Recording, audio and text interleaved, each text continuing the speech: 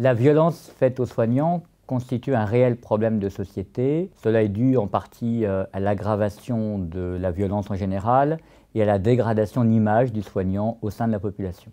Cette violence faite aux soignants concerne tous les professionnels de santé, les médecins, les infirmières, les aides-soignantes, les sages-femmes, quel que soit leur mode d'exercice, en libéral ou en exercice hospitalier.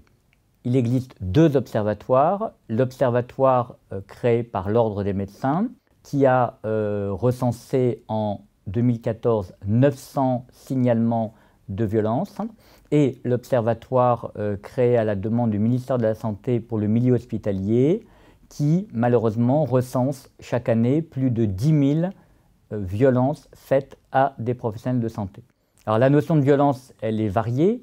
Elle concerne bien entendu des violences physiques, mais également des violences psychologiques, notamment sous forme verbale. Dans le cadre de sa garantie protection juridique, la MACSF défend ses sociétaires dans ces situations et sur une année, à peu près 200 professionnels de santé victimes de violences à défendre.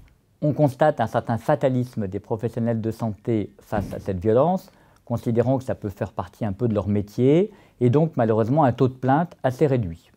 Du coup, une certaine immunité à l'égard des auteurs des violences qui est fort regrettable. Pourtant, il existe plusieurs actions possibles.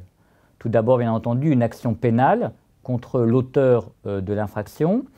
Il faudra bien entendu choisir correctement l'infraction, donc ça peut être une dégradation des biens, ça peut être des blessures ou des coups volontaire, voire dans les cas les plus graves, un homicide involontaire ou une agression sexuelle.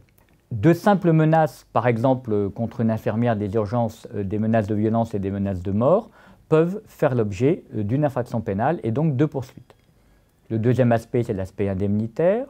Bien évidemment, quand on tient l'agresseur, on peut lui demander la réparation du dommage, mais quelquefois l'agresseur n'est pas connu ou n'est pas solvable. Dans ce cas, on fera appel à un fonds d'indemnisation qui a été créé au départ pour les victimes d'attentats et il faudra saisir la commission d'indemnisation des victimes d'infraction qui a prévu une procédure relativement simple. Pour quelqu'un qui est victime d'une agression physique, il est fondamental de faire le plus rapidement possible constater ces lésions par un médecin qui établira un certificat et qui servira de support à la demande indemnitaire.